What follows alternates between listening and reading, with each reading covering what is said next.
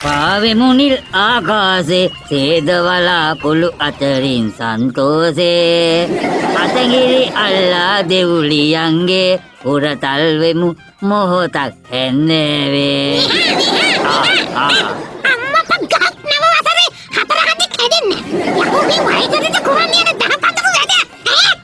අනේ රත්තරන් හාමිනේ මේ ඔය අමෝරාගෙන ඉන්න මෝල් ගහ පොඩ්ඩක් පාත් කරන්නකෝ. මං කරන්න යන මොන දාපඳුරු වැඩක් ගැනද දැන් ඔය මල පන්නගෙන ඉන්නේ ඔයා? ඔහේ හිතන්නේ මගේ කම්ෆර්ට් වෙලා ගියනද? දැන් ඔහේ සිද්දරකින් කිව්වේ දෙකක් දාලා පාවෙලා අතගිලි අල්ලන් ඉන්න කතාවක්. අනේ අම්මේ මේ හාමිනේ. ඔය ගීත සාහිත්‍ය ඕන කෙනෙකුට ඕන විදියකට හිතා ගන්න පුළුවන් නේ. ඒකට කියන්නේ පරිකල්පනේ. අනේ මට කල්පනේ. දැන් නිකන් හිතන්නකො මැනිකේ සුවඳ මලක පහස විඳින්නම් කියලා සින්දුවක කියනවා. ඒකෙන් කාට හරි හිතන්න පුළුවන් ඒ මල ඔය ගහක පිපිච්ච මලක් ඒ විදියට හිතලා ඒ මල ස්පර්ශ කරලා ඉඹලා බලන එක ගැන කියලා. එතකොට තවත් කාට හරි හිතන්න පුළුවන් ඒ මලම කාන්තාවකට උපමා කරලා. කාන්තාවට උපමා කරන්නේ වෙන කවුරුත් නෙමෙයි. ඌට. මම නදන්න නෑ කි මන මාලයා. අනේ ඔය බලහල්ලකෝ ඉතින් ඔය බලහල්ලකෝ. ගිය වසර පුරාවට කියපු මන්තර වලින් සත පහක වැඩක් වෙච්ච නැති එකේ ඔහේ නිකන් ඉන්න කම්මැලි කමට මම මේ වසරේ නිකන් සින්දුවක් කිව්වා. චික් අම්මපා ඒ සින්දු කියනවට වැඩිය හොඳයි මගේ කට බිම උලා ගත්තා නා. සින්දුවේ අර්ථයට ගැලපෙන නොමිනා වැඩක් කළා. මට මාත්තුනොත් කස විතරක් නෙමෙයි. මුළු පංචස්කන්ධෙම උලනවා බිම තවලකින් එකතු කරන්න. අයියෝ අන්න ඒක දැනගන්න. දැන් වයසට යන්නේ විශේෂ වැඩි මෙයාගේ. මම ඇහැ ගහගෙන ඉන්නේ. අතංගිලි අල්ලන් හුරතල් දෙන්න. අම්මෝ මේ සමහර මාරාන්තික ගීපද රචනා නම් අම්මා අහිංසක ජීවිතක් නැති කරනවා යකෝ.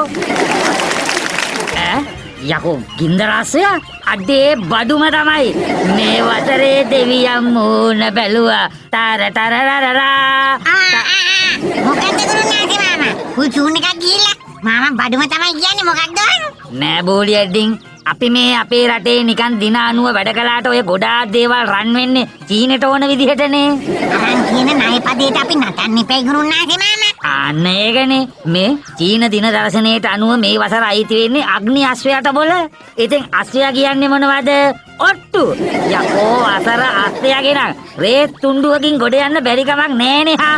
මිනිසෙකු පිට නැගි අසරුවේකි. ගුරුනාගේ මාමා. ඔව්. පොඩ්ඩක් ඔය සින්දුව නවත්තන්නකෝ. මම අහගෙන නැන්ද මොකද්දෝ සින්දු කතාවක් එක්ක පළන කතාවකුත් කියනවා ඕ. බලන්නකො බෝලියඩ්ඩින් ජීවිතෙන් වැඩි කාලයක් ජනතාව රවට්ටන්න මන්තරම කියලා එපා වෙලා ආත්ම ලැජ්ජාවෙන් ගැලවෙන්න හින්දුවක් කිව්වා. ඒකේ පද ටික අල්ලගෙන අපේ මායියා මාව පතුරු ගැහුවා ගියාංකෝ. අද කාලේ නිර්මාණය වෙන ඇතම් ගීත තා පරිස්සමට කියන්න ඕන මාමා. එව්වා ලියන අය ඔය ඝන පිටවල නෙවෙයිනේ එව්වා ලියන්නේ. හායි පද දෙක කියනකොටම එකෙන්ම බස්. දැන් බලන්න මාමා අර මේ දවස්වල හිට වෙච්ච සින්දුවක් තියෙන්නේ. කියන්න බැරි නම් හා මට තියන්න වෙඩි එකපාරි. විඳින්න එපා හදවත මගේ සිඳින්න ගෙල සුමුදු අතින්. අනේම යකෝ එහෙම සින්දුවකුත් තියනවද? තියෙනවා දානවා. අපේ පත බැවුනේ ෆෝන් එකේ රින්ග්ටෝන් එකට දාන් ඉන්නේ toy සින්දුව ගුරුනාසේ මාමා. මම මේ පනබයි ඉන්නේ. එයා දින කෝල්තෝගේ හැටියට ওই සින්දුව ජප වේද කියලා ඕන. වරු 3ක කෝල් 108 වාරයක් ආවොත් නම් පුතෝ ඔය රින්ග්ටෝන් එක ජප වෙන්න පුළුවන් හොඳේ. අනේ අම්මේ ඔය බලන්නකෝ ඉතින්. වනේ වන හතුරෙකුටවත් ඔහොම රින්ග්ටෝන් නම් සෙට් වෙන්න එපා කියලා නේද මාමා? අපි ප්‍රාර්ථනා කරන්න ඕනේ. හායි බෝලියටින් අයියේ. නගා මං ආවා. ඔයා ආවා නේද? ඉතින් නගා මේ නව වසරේ ඔයාට මුකුත් අලුත් පන්තියක් තාම සෙට් උනේ නැතේයෝ. අයියට කියන්නේ මං කරපු පන්ති ගාන මං ගණන් හදලා බැලුවා.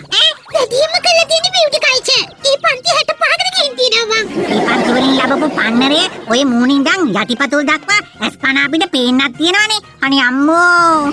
ඊට පස්සේ අයියේ දෙදියම කළා තියෙන කුකරි. ඔයාට කියන්න බෝලියටින් අයියේ මං කුකරි පන්ති 36කට ගිහින් තියෙනවා. ඒ කුකරි පන්ති වල අනුභවයෙන් ඔයා හදපු ස්පොන්ජ් කේක් එකට මගේ හක්කේ දතකුත් ගියේ. මේ ස්පොන්ජ් කේක් එහෙමනම් නිකන් ගල් බනිසක් ඇදුවා නම් කටට බෝම්බ දැම්මා වගේ හිටියේ නේද නගා? අයියෝ ඔය රෙසිපි වල මාත්‍රායි හිමි වුණාම එහෙම පොඩි මිස්ෆයර් යනවා. හොඳ වෙලාවට ඔයාට රෙසිපි වලින් ගොඩාක් මිස්ෆයර් ගියේ පන්තියේදීමයිනේ. ඔයාලා පුඩිමක් දාලා ඒක බේක් වෙනකොට අවන් එකෙන් දම් පාට දුමක් දාලා අවන් එකත් එක්ක පුඩින් එක උඩින් ගියේ. ඔයාට එව්වත් මතකද? නැතුව. ඊට පස්සේ අයියේ මම රෙඩිම කළේ ඩ්‍රෙස් මේකින්. මේ බෝලියටින් අයියෝ ඔයා දන්නවද? මොකද්ද? මං ඩ්‍රෙස් මේකින් පන්ති 26කට ගිහින් තියෙනවා. හැබැයි අන්නේ ඩ්‍රෙස් මේකින් පන්ති වලින් නම් ඔයා වැඩක් ගත්ත නේද නගා? අවුරුදු උත්සව කීයකට නම් ඔයාම මහගෙන ඇඳන් ගිහින් අවුරුදු කුමාරි තරඟට යන්න කලින් විකට ඇඳුම් තරඟට බෙල්ලෙන් ඇඳන් ගිහින් තිබ්බනේ.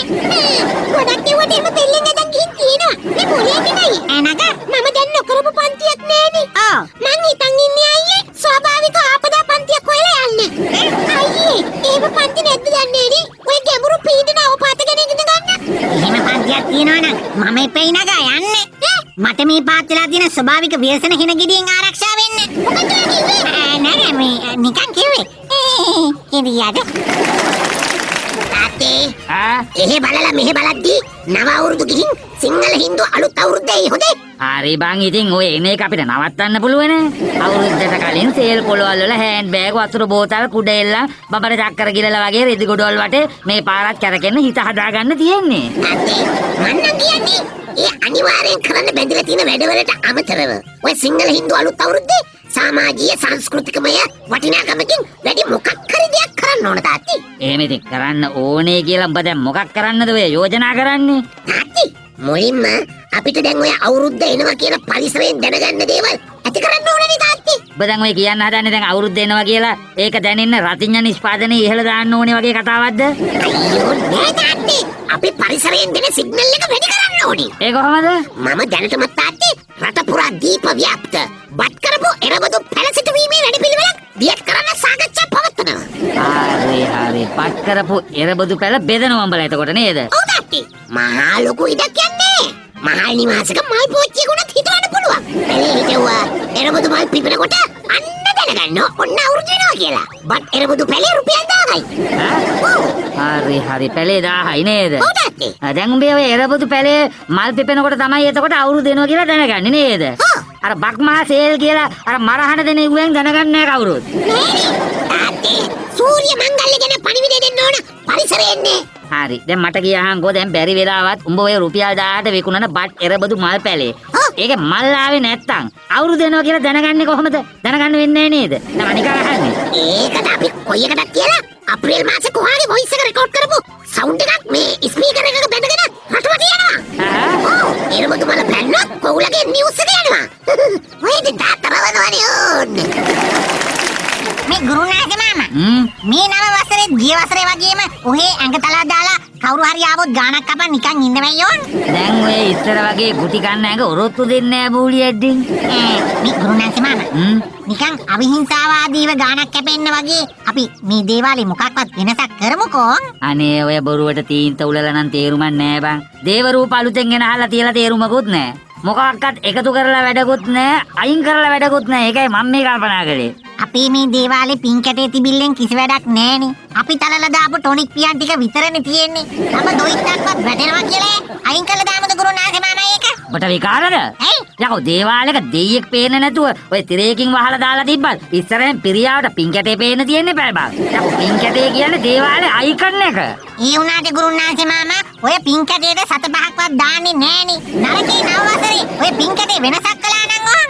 දැන් උඹ ඔය කියන්නේ නිකන් ඇහි වදින සයිස් එකට පින් කැටේ උස්සලා දියමු කියලාද? වැඩක් වෙන එකක් නෑ බං. මෙච්චර කටින් කියලා රුපියලේ දාර ගණන් කරලානේ ඔකට පඳුරු දැම්මේ. එහෙම නෙවෙයි ගුරුනාගේ මාමා.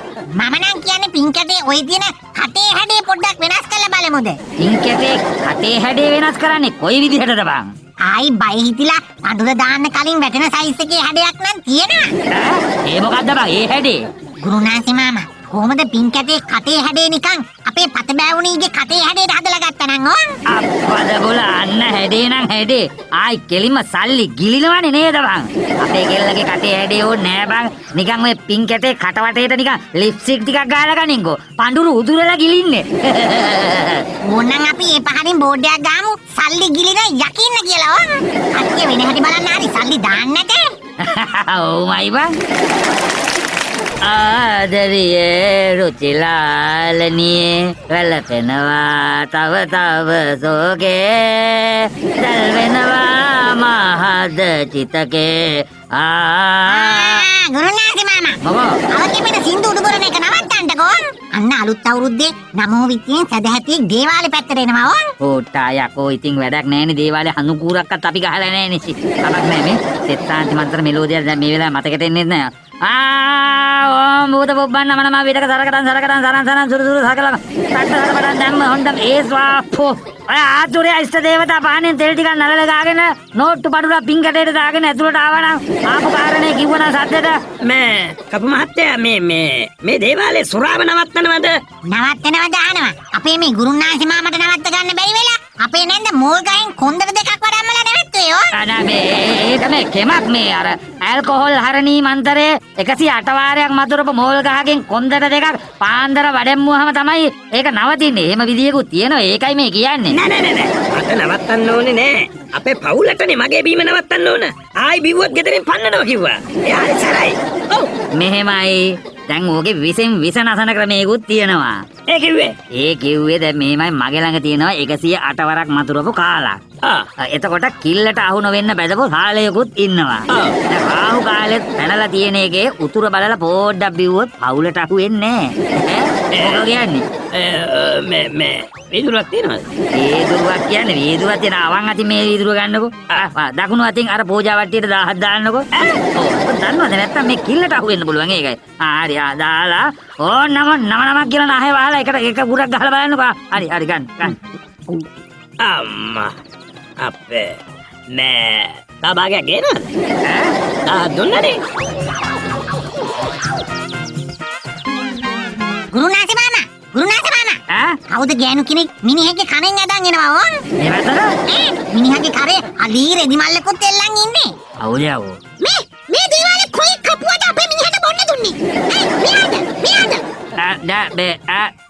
එයා තමයි කියන්නේ. මේ අද ඉඳන් මගේ මිනිහා ඉන්නේ මේ දේවාලේ. ඒරාද? ගන්න මේ මිනිහගේ රෙදි මල්ල අතට. යනවා. ඒ මොකක්ද යකෝ මේ පාත්ෙච්ච එහෙන ගෙඩිය? මං කිව්වේ අයියේ අපේ පවුල සරයි කියලා. දැන් ඉතින් මට මෙහෙ තමයි ඉන්න වෙන්නේ. ඉතින් මොනව කරන්නද? ඔව්.